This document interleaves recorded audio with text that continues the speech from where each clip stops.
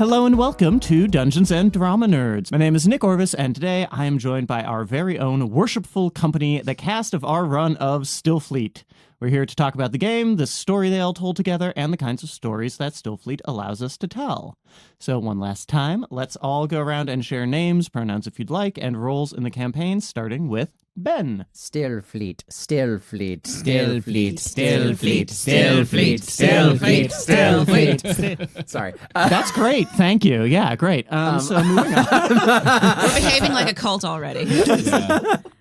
I'm Ben. Hello. I was the GM. Hi, I'm Mieko. She, they, I was Kyrannis. Hello, I'm Chris Diercksen. I use they, them pronouns, and I played Geshra Veedle. Hi, I'm Kory Flores, and I was Peanut. Hi, I'm John. I use they, any, and I played Fleet Admiral Taps. Yes! Yeah! Taps made it! Taps made it to the top. Thanks, everybody. Before we begin, I just want to say, for long or at least medium-term listeners of the show, I just want to share the a memory that popped into my head while we were recording the last session, which was me and Percy having a conversation, I don't know, 4 months ago or something. Ben had pitched us Stillfleet a little while ago, and we were like, you know what? I think Stillfleet might be good because we will have just wrapped up our haunt, and Stillfleet will be a little bit of a shift, not only in genre, but we said also, and I think also in terms of tone. So I just want to say, like, well done, y'all. Like, mission accomplished. I think that's safe to say. Yeah, our haunt was a time. But to kick things off, I know that this game was new for most of you and very familiar for Ben. So for the folks in the cast for whom this was new, I want to know what your experience was like. You know, what mechanics did you really like? Was there anything that surprised you or really excited you when you discovered it in the game? I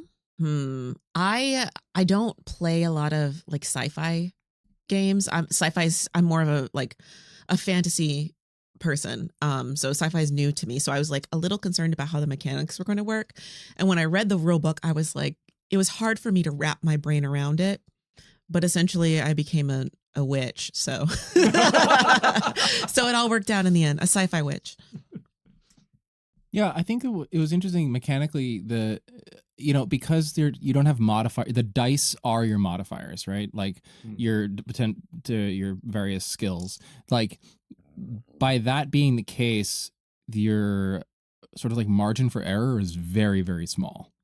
You know, and in some ways it's sort of like inherently fail, right? Like if you have a D4 for a particular like attribute or something, you're almost never going to succeed at this thing.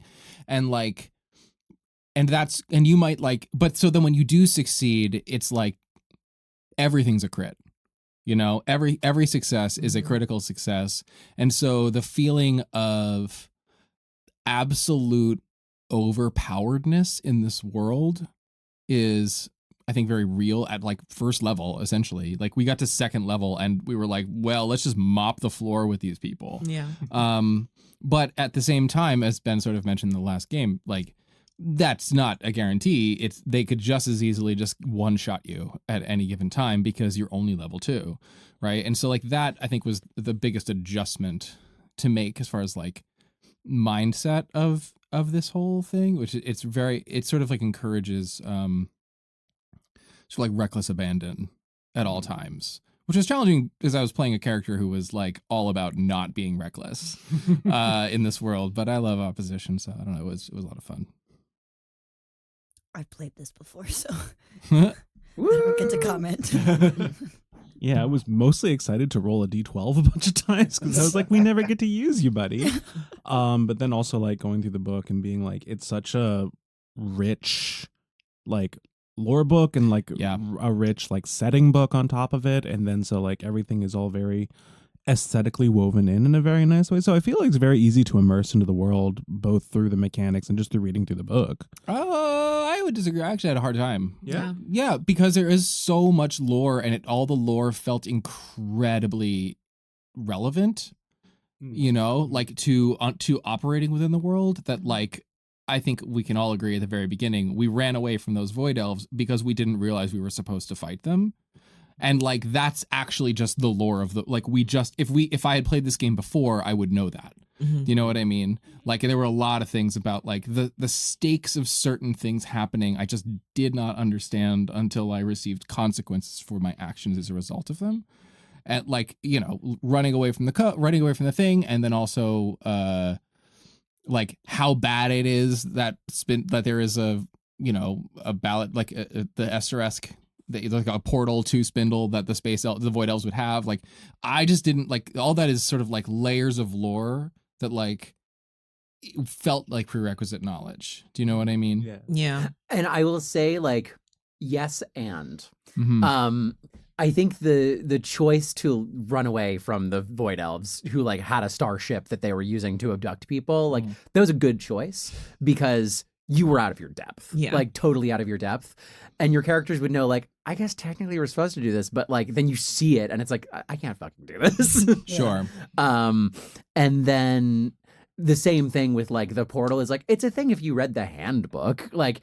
If you read the whole handbook of your job, like you would know that technically you shouldn't do that. But like, A, nobody's read the handbook, and B, it's like a thing that your boss is going to get mad at you about, and you'd be like, oh yeah, I guess that makes sense. But like, I don't know, you should have said that. Yeah. Sure. How many times did we crit fail the contract? We did. Yeah. That was another thing. Like we tried to learn. We just did try. couldn't. We tried so hard to learn in game, and we just could not learn. Nope. We're just Yeah, and I think that for me, that's part not like the aesthetic of it is sort of like I'm a company member. Like when I'm at a job where I don't care about, I'm not gonna read that stuff. I'm like, well, what am I doing? It was very meta in that way. So I was like, oh, this is a consequence now that I should have known about but didn't because I just didn't care to read the thing. Amazing. Here Well, we Wythe are. calls the game tax punk. Like it is that kind of thing where there's like constantly unfolding layers of like you were supposed to be doing this, and you get in trouble for it, and then you like have to do worse and more dangerous things because of That's it. very, very astute. Actually, that makes a lot of that bears out very well in the game. I think the tax punk of it all. Yeah, I felt like I was failing the game until I learned like the first two things where I was like, oh no, I should have read the rulebook harder. But no, I think it just sets you up to not know what you're doing. I will say the one thing that I think is really valuable in there, as far as like resource management of it all, that the Teloi are really sort of like the secret weapon for a player, right? And for actually, I wouldn't say for a player, for a party, right? We are all very much these characters are sort of encouraged to be very individualistic, I think, in the way that they're constructed in the game, and so to create a party is sort of, I think it sets up a certain amount of roadblocks for like togetherness for a party, as opposed to some other other games like Our Haunt, for example, which is just but the Teloi rewards the individual for like acknowledging other people in your party to get the most valuable resource in the game, which is grit. Just for like for narratively following your like how you set yourself up, which I think is actually really strong, especially from a storytelling perspective, which is what we're trying to do with these games. And play a game. But yes, yeah. I kind of following up on the lore, the lore question. One of my favorite things about this game is how like delightfully weird and bizarre it is. So you've all talked a little bit about the sort of volume of lore, and I love tax punk. I haven't heard that before, but I'm like, oh, that's a very smart like approach to sustaining a game over a long term. But I was also curious how you all found inhabiting these characters, some of whom I'll admit I'm thinking primarily of like taps at like one extreme end, I feel like are much wilder, more different sort of beings than like, in your, say, your standard fantasy, but also a lot of standard sci-fi, kind of like Star Trek. It's sort of like, yeah, I mean, everybody's just kind of just human with like different cosmetic features. This one gets really weird, so I was curious how that was for those of you who played a more non-human.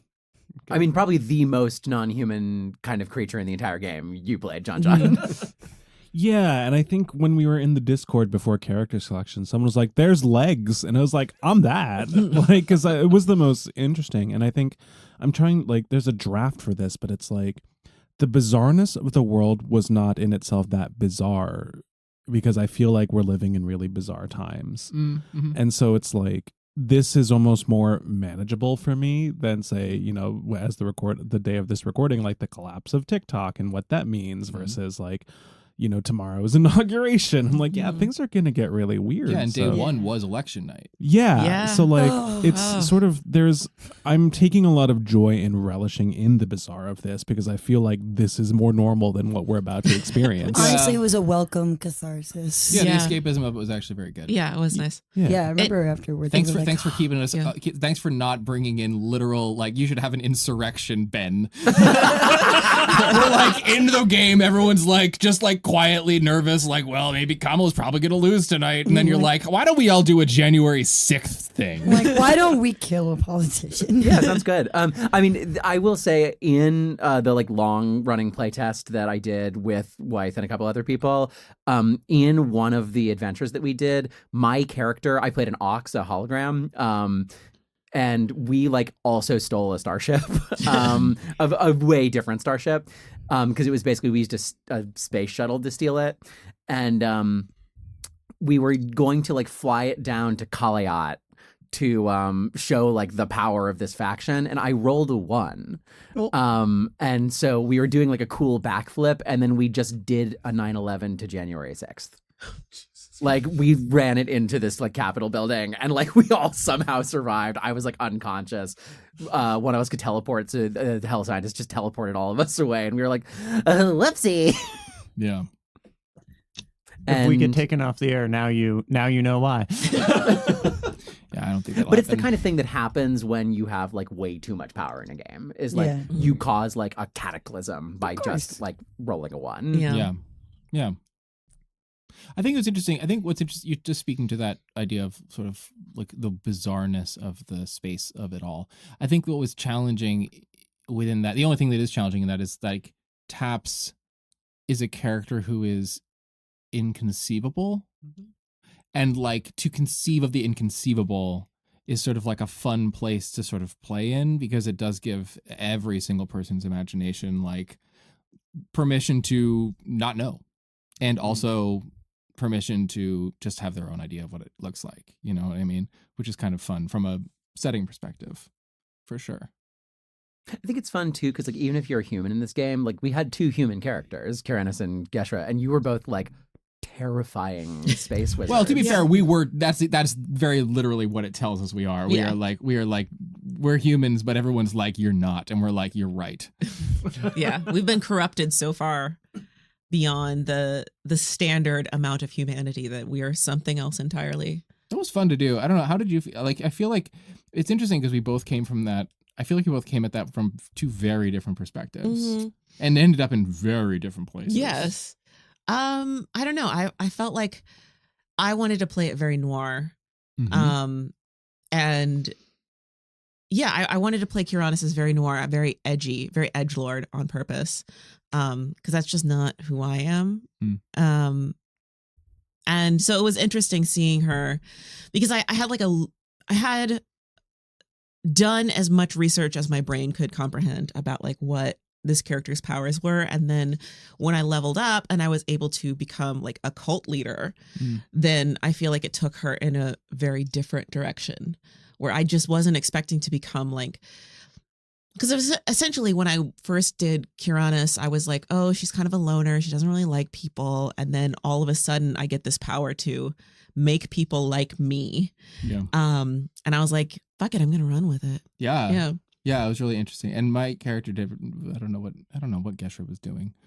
I think Geshra's whole thing was like, I think I was enjoying playing that, the sort of dichotomy of that character, which is like, this is a monstrosity, right? A person who has become a monstrosity, whose actual goals are just to take care of other people and survive.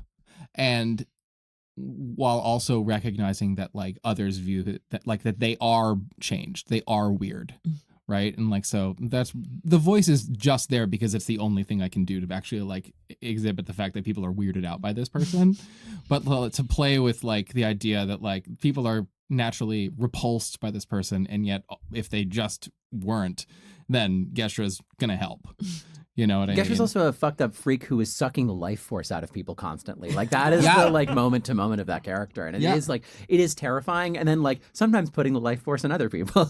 Yeah, well, you know, that was I was trying. I only healed one time because we just didn't get hurt very much in this game. But like that's like Geshra also. That's the only thing Geshra could do. Geshra could just all that Geshra can do is hurt himself to heal other people. That is it.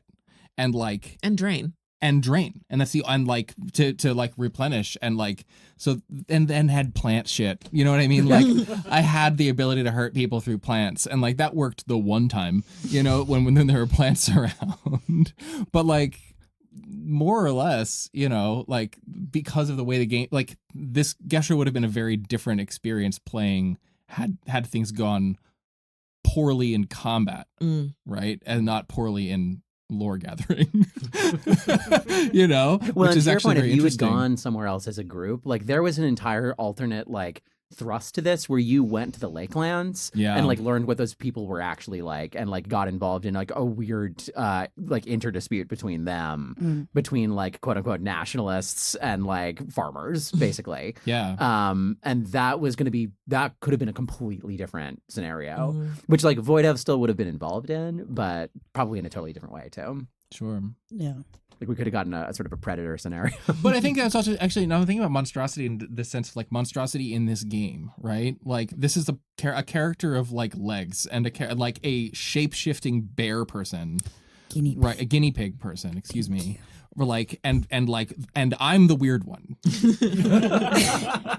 Right? And that's kind of fun to like fuck around with. Yeah. So. Yeah. You were also the weird one, but you were kind of like, oh no. Yeah. I'm proud of my weirdness. Yeah, I was like, just let's want a hug.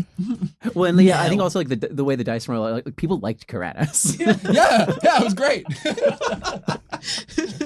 Which was shocking to me because Kyrannis was like, I was trying to be intentionally off-putting. Kory, what about Peanut? I wanted to ask about our shape-shifting guinea pig person. How was that for you? It was so great. So I, unlike most of my peers, have played this before, and it was, I mean, I loved it last time. We went on some really stupid adventures, and it was exciting to come back and do this again. I loved it. Honestly, I get really nervous when I'm trying to character build because I never know what's going to be the right fit. So I like to make impulse decisions. And this was literally, I had 2 full character sheets built out at our first session, and then just was like, that one, okay, let's go, see what happens.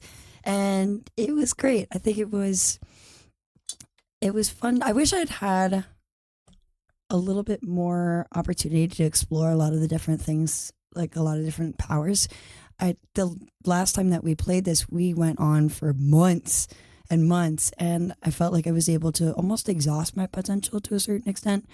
Whereas this was like, man, so I really enjoyed this gameplay, and I just think like I would love to do more of it. So really, really fun. I definitely, looking back now, I'm like, I could have done more impulsively, and I think just being able to feed off of this group has been really nice. In person also, comparing to what we did last time, we did strictly virtual with our previous gameplay, which was not on here. But in person, you know, it's more like being able to do improv and just work and feed off of people in the space and be a little bit more reactionary instead of like, oh no, you go, no, you're on the mic. Like we can all just kind of everybody get in.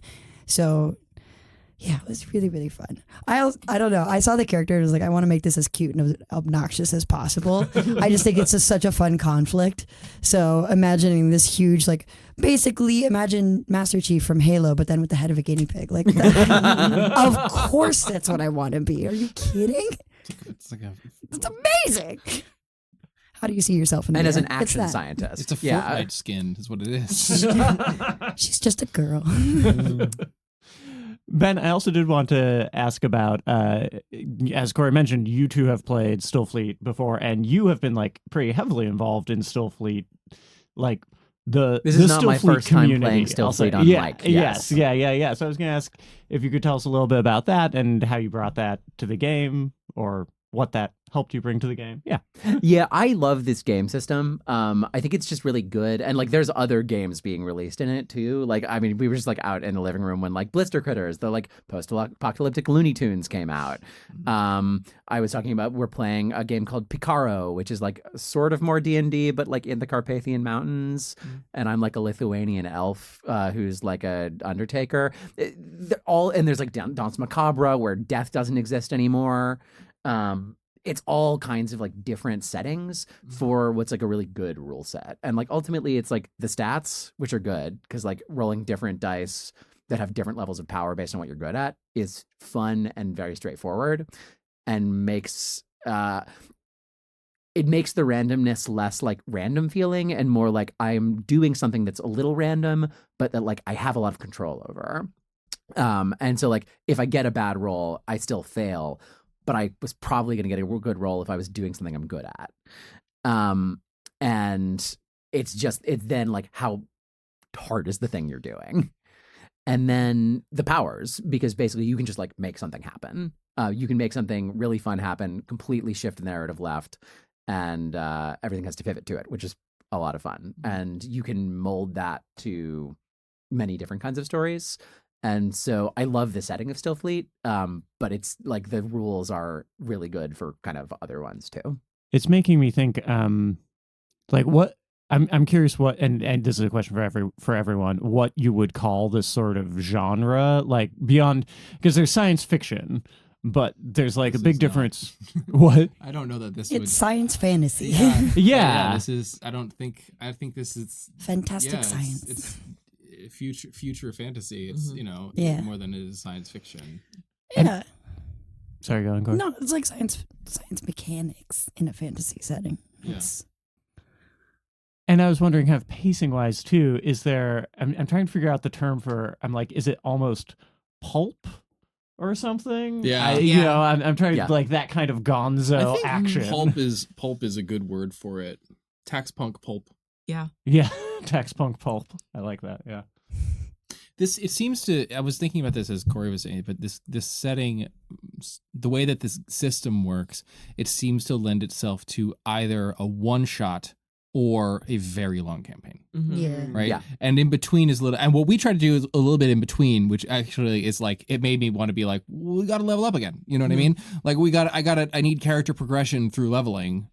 Eventually you have to fight God. Like that is actually like in the long playtest we did, it ended with like I became a war machine that waged a solar system wide like ray gun battle.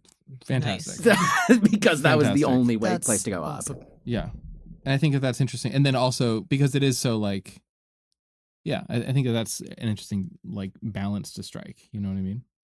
I was going to say also with like the solar system wide ray gun battle, more towards the sort of future fantastic than science fiction, because the technology is not feasible or is not conceivable. Like even just traveling through the Stillworks is already so sort of mind-boggling bizarre, and then traveling through the Escher-esque, and then like you have your laser swords and your lightning guns, but it feels more like fantasy. It feels Well, more that's like the magic. thing, right? When it comes to like, I don't know if we've talked about this before. I think on like we've talked about this on Skit Bash, but just the depth to define science fiction and fantasy and to separate the two is really just to go faith versus no faith. Like it requires a certain degree of faith for fantasy to work, which is to say in science, it's science fiction if there is an answer for everything. Even if you don't know it, there is an answer for it.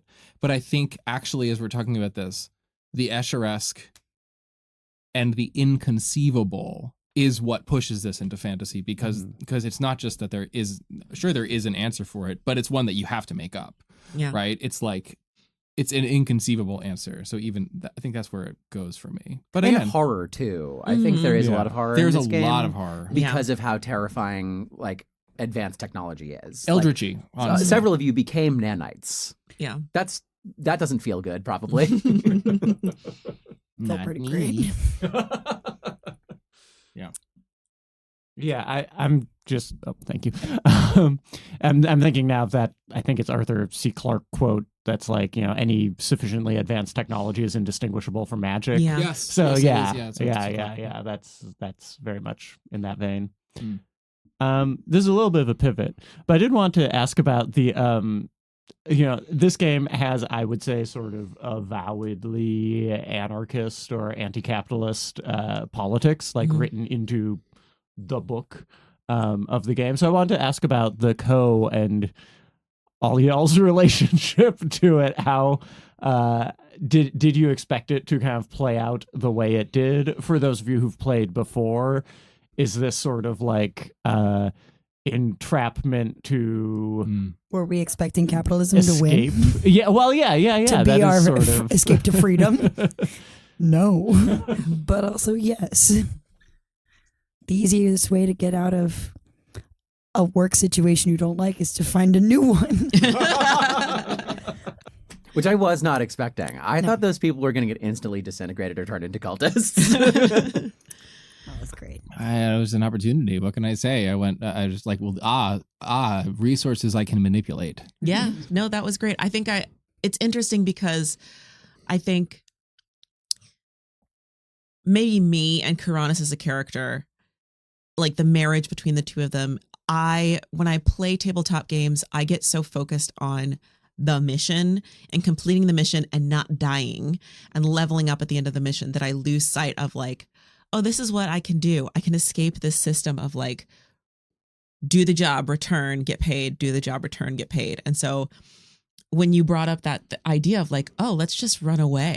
We can do it. I'm like, but how am I going to level up? I didn't turn in my paperwork. What am I going to do? Yeah. Yeah, there was that panic of like, wait, What am I going to do? Hold on. Well, that's the thing, though. You need your 50 Void Gilder. Yeah. Well, right. Like, oh God. But I think that was the thing that I was like, oh man, it was so frustrating to, especially as John was talking about, like the sort of like the state of things, but like so frustrating to be wholly dependent on this really on the system that like canonically tortured my character in order to advance my character. Like we had to turn in paperwork to these people who like we are set up to not like. Yeah. But the only way to move the character forward is to report back. And so how do you have morals as a person playing this game while still engaging with it? It is sort of like a psychological and philosophical argument that you're making with yourself by playing the game in and of itself, which is I think fun for some. I don't know. I don't know that it's universally easy to access in that regard, but like for this group, like, yeah, sure, fuck them. Yeah. You know what I mean? And the thing about Kyrannis is that when I conceived her, she's an assassin. And so it's like, what am I doing if I'm an assassin and I don't have anybody to like hire me? Oh, I can explore leisure for once in my life. Yeah. I can do art. Like it answers the question of like, what would you do if you had all this money and all the time? And it's like, well, I don't have to worry about either. I don't have to kill people. I like killing people, but I don't have to kill people. Mm. I guess I can be do painting. void elf art. Yeah. Have a hobby. I think when we started this, I was going through like a sort of my own philosophical phase of like, man, it doesn't matter where I work, I'm working for the bad guys. Mm-hmm. Right. And like, so I think coming into the place where the Worshipful Co is like, so blatantly capitalist evil, it sort of like fueled that own process in my own life. And so like the answer I keep coming back to for me personally is like, and I think this is how I was approaching this character sort of subconsciously, was like, well, there are still things you need to do to survive. There are still things in the system in which you need to participate, because you can't fight against it if you're dead.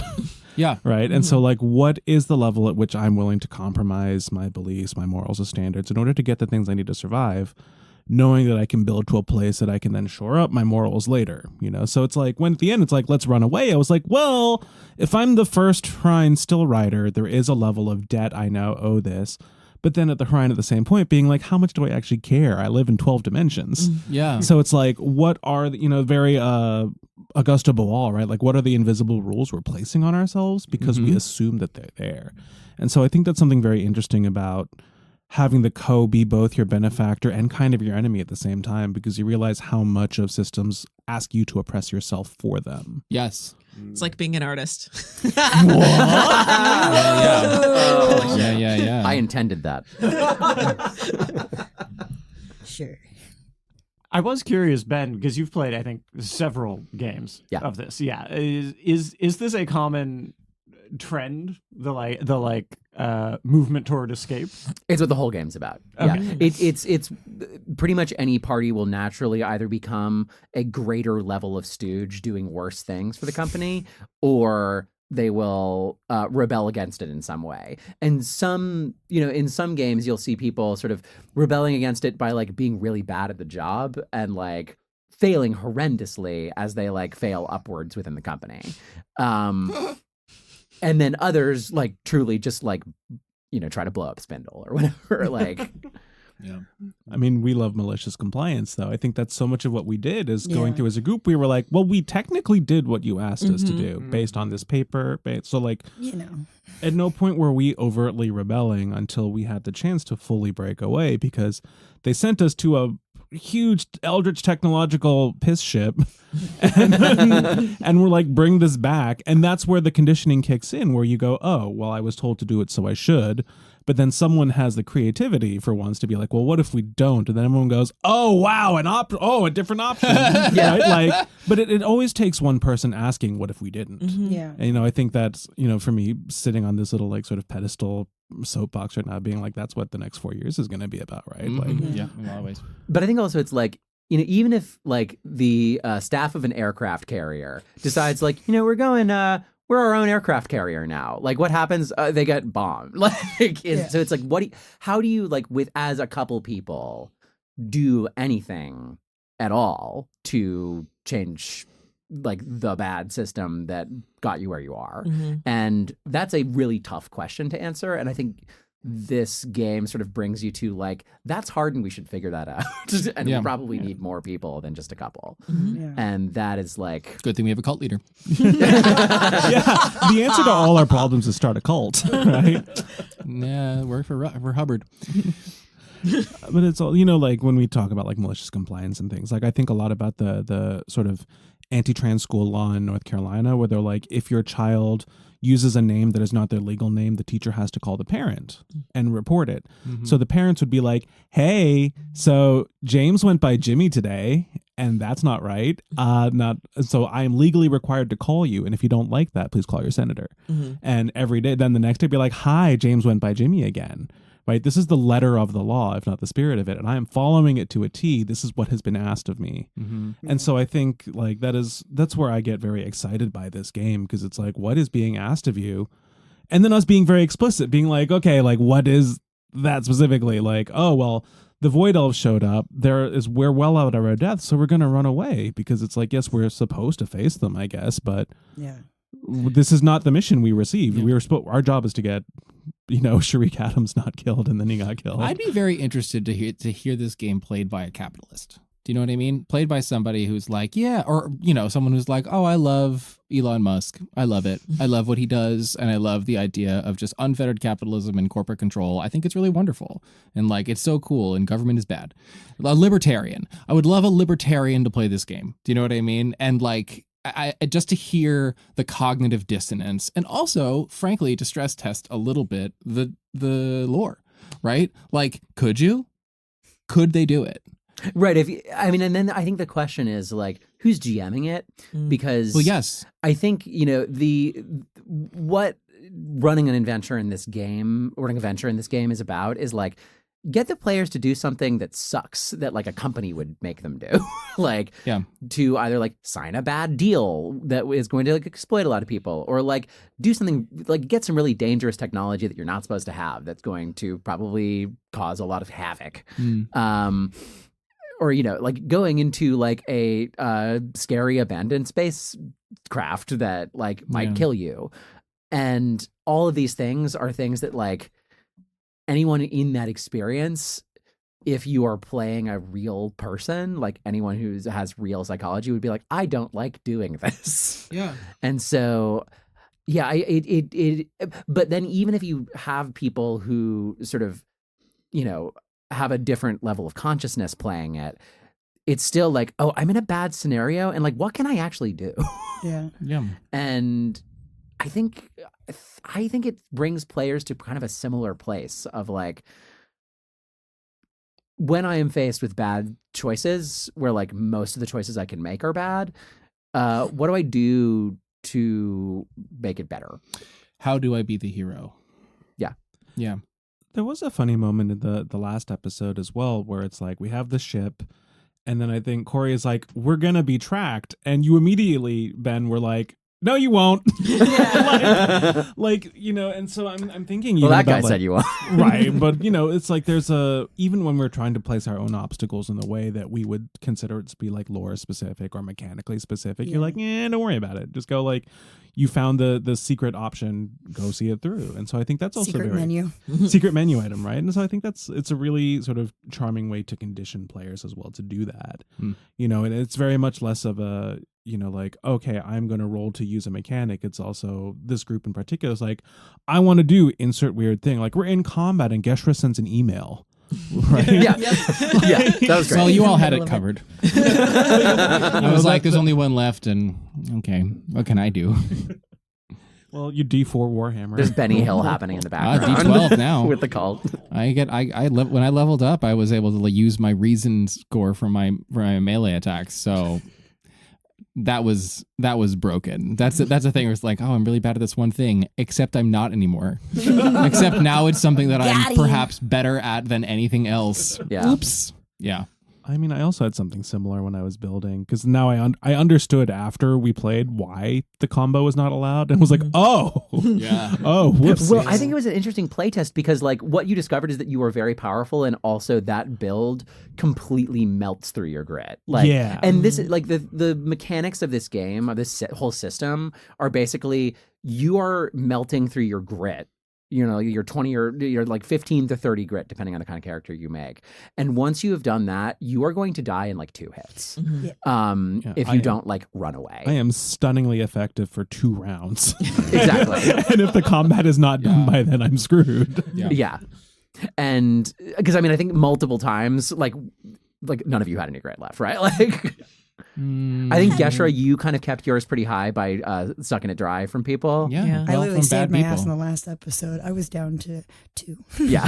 Yeah, I kept, but that was again survivalist, right? Yeah. So that was like part of why. And it's funny you talk about. It's so funny you guys are like, wow, and then somebody like blew my mind by saying maybe we could leave, and I'm like, and I was like, what? I'm sitting here going like, what do you mean? No, it was obvious. It was all I cared about the whole game. There's a point when Kory and I were making eye contact when you were talking about like, oh, they live on Terra, and I was like, wait, what? What are you making eye contact at me for? We can't leave. We're not leaving. It's like where we're from. We've been Where so we're from, and I was conditioned like, to be part of the do machine. I even like Terra? I don't No, know. but for listeners, like that moment was really interesting to watch from across the table, because one person is trying to communicate cyclically with the other, and the other is like, I am not following, but I'm going to talk like I am. was great. Like, it was actually a really lovely, like sort Very of good. theater of the studio moment. Yeah. Next question. Next. Next song. We've talked about this a little bit, but I just wanted to ask for the cast, the players, you've again already touched on this, but were there any moments during gameplay that like really excited or surprised you, or themes that emerged that you didn't expect? Fuck Void Elves art. Yeah, Yeah. that was messed up. But honestly, the first episode just coming in hot with like, let's just kill somebody right away.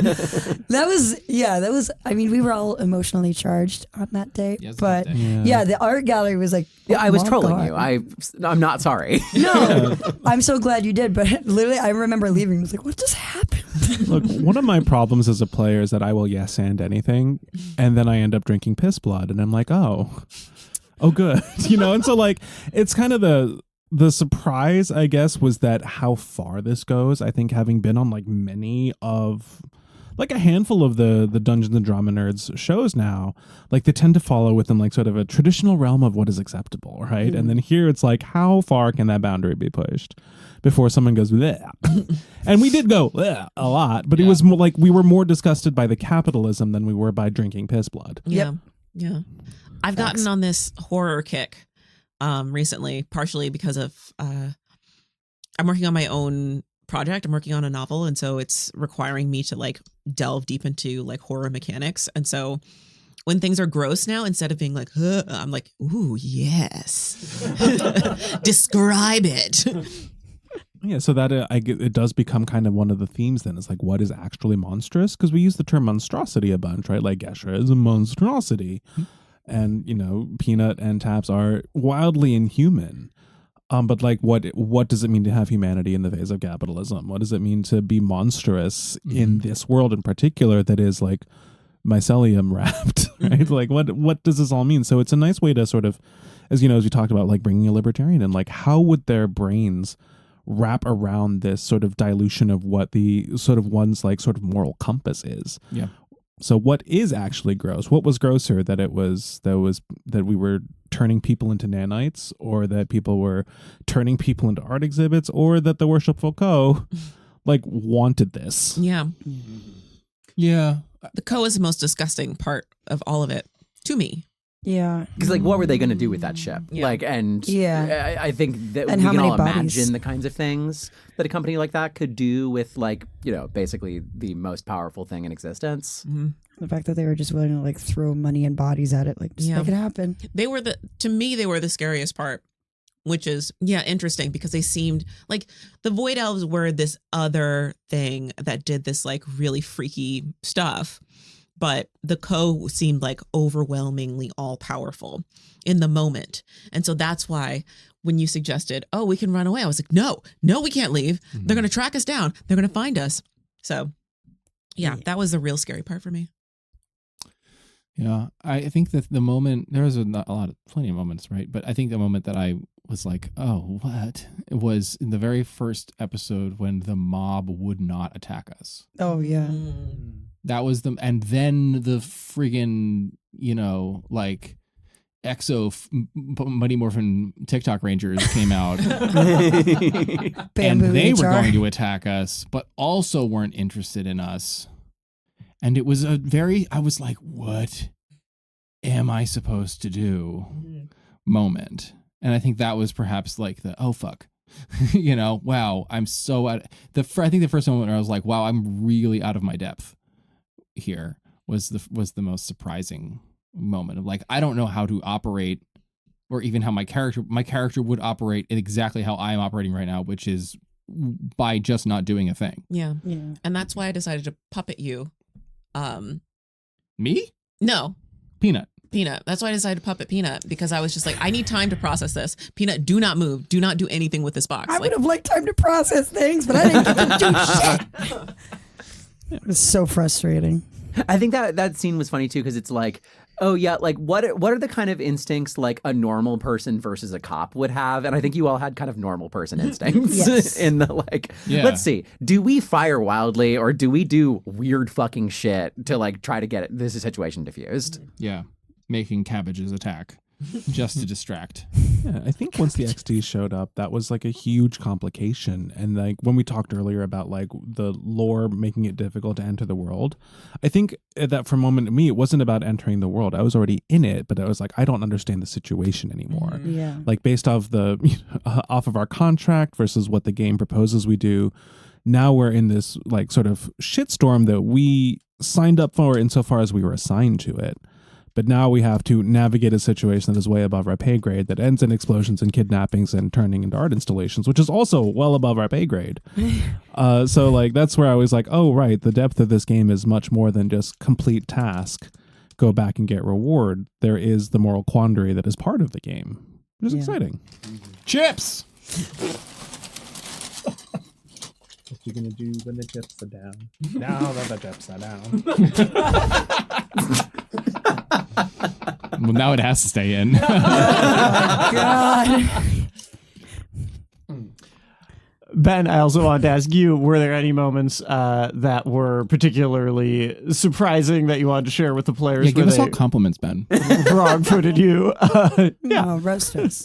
Yeah, I mean, I think in pretty much every like combat scenario I gave, I did not expect like the left field turns that they took, like the vegetables in the crowd and the fact that you ran away, I was like, oh, I was expecting like at least a little fighting, but it's like, oh no, this is like a horror scenario where suddenly it is like get out, and that was fun too, where it was like, okay, now you're fleeing aliens, running side by side with this like governor, yeah, up the hill, watching people die.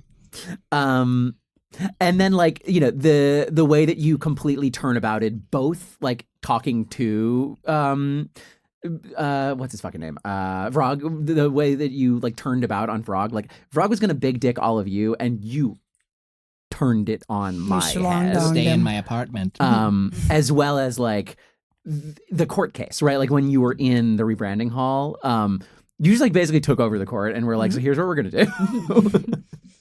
And it was only when like the sub-director was like, I'm going to use my legal authority to make you do a job to like end this, that it like turned back on you. That's the power of two tremulants, right? That's two tremulants being like, except we can bend space and time with our minds. Thank you.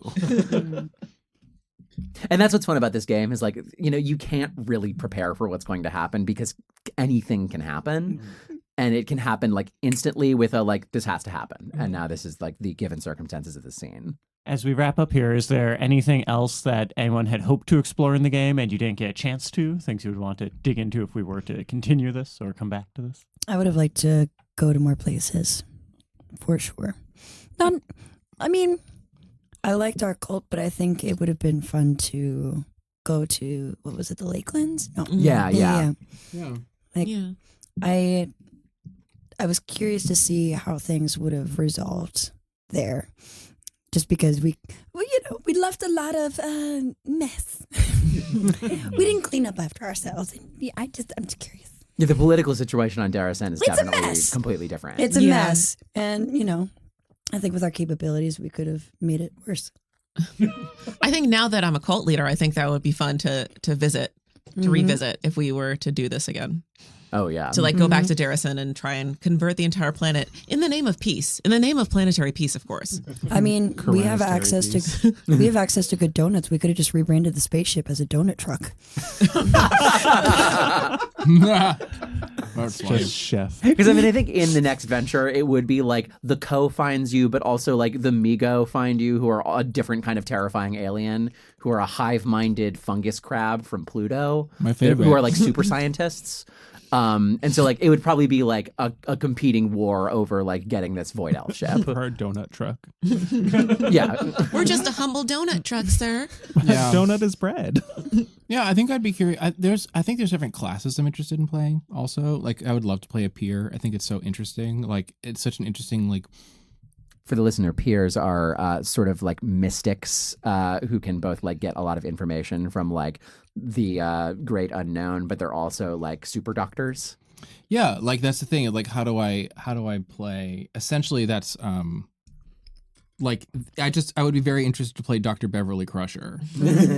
In this world, for the children out there, that's a Star Trek Next Generation reference. It's Gates McFadden. Turn off Google Safe Search and search Gates McFadden. Don't do that. Don't listen to this Void Elf. Yeah, I think I'd be interested to explore other classes as well, because I was like, there's like the mouse and the Razi with it both interest me as well. Oh, mouse, yeah, Razi too. Yeah, just like I want to go back and just like goof off on all the classes just to see what they do, because they're all so radically different from one another. And then this is a weird one, but I was like, I kind of wanted to die just to see what death is in this world, because it's like, you know, but one of the questions I had sort of early on in the back of my head is like, is it better to remain in servitude to the worshipful Co, or is it better to die? And maybe not be turned into an art exhibit, as we learn later, but like, what is death in this world? And so I was very curious about that. So. Especially because you're an Eshra Queen. Like, yeah, does only one of mean? you die? Like, how does that... Does all of you die? Does all of you die? Or just does the three-dimensional part of me die? Right. Do you Just die in the like- game? Do you die in real life? Do I die in the Azure-esque? I John die. Does you I just just, die you and know. trap you in 3 space? Yeah, Yeah. that would be worse, I think. It would be. Because then I'd be like, oh shit, I'm now just my pinky nail. I'm Yeah. not the rest of me, and that would be so weird. So like, yeah, I would be very curious to die. I love the mouse class. I played a mouse. The Ox character that I was a mouse and then also a witness. But like mouse is fun because it's like you are basically a like mobster criminal. You have all the powers of like the jackal mobster criminal class, but you are like a stowaway orphan. So it's like, oh, I'm just so innocent, and then you can like steal and murder, which is very, very fun. Interesting. All right. Well, I think that brings us to a good place to wrap up. Thank you all so much for forming our worshipful company of Stillfleeters. And thank you to everyone for tuning in. Stay tuned for some Dark Time episodes coming your way soon, and pretty shortly an announcement of the next game here at Dungeons and Drama Nerds. Woo woo. Woo! It'll be based on David Mamet's Oleana.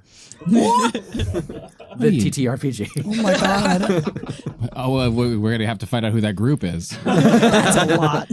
Wow, this is deep fucking nerdy. Yeah, we're getting This David is Mamet, deep theater Kevin nerd more. Spacey, and we're going to lock them in this room. Everybody that listens to this It's a will get battle these royale. Subscribe to the Patreon to understand why I'm talking about Kevin Spacey. Don't do it. All right. Thank you all. Yay. Good. Hooray! Thank you so much. This was a lot. I can't wait to hear the middle episodes. I think our donut ship has got to be Fresca Donuts. Yeah. It's Fresca Donuts, which in this world is Fucking donuts. donuts. Fucking donuts. Dungeons and Drama Nerds is produced by Percival Hornak and Nicholas Orvis, and co-produced, mixed, and edited by Ben Ferber. Our game of Wythe Marschall Stillfleet features Christopher Diercksen as Geshra Veedle, Kory Flores as Peanut, Mieko Gavia as Kyrannis, John Johnson as Private Taps, and was GM'd by Ben Ferber. If you'd like to help us continue exploring the intersections of theater and tabletop role-playing games, consider leaving us a review on your podcast app of choice or supporting us on Patreon, which gets you access to our patron-only bonus content, including our patron-exclusive show, Skit Bash. You can find us at patreon.com/dungeonsanddramanerds. You can find our social media, website, and cast bios at the link tree in our show notes. Our core ensemble members are Todd Backus, Jovane Caamano, Anthony Sertel Dean, Christopher Diercksen, Ben Ferber, Kory Flores, Mieko Gavia, Tess Huth, Romana Isabella, John Johnson, CJ Linton, C. Meaks Meaker, Leo Mock, Dex Phan, and Tristan B. Willis. Tune in next week for another exciting episode.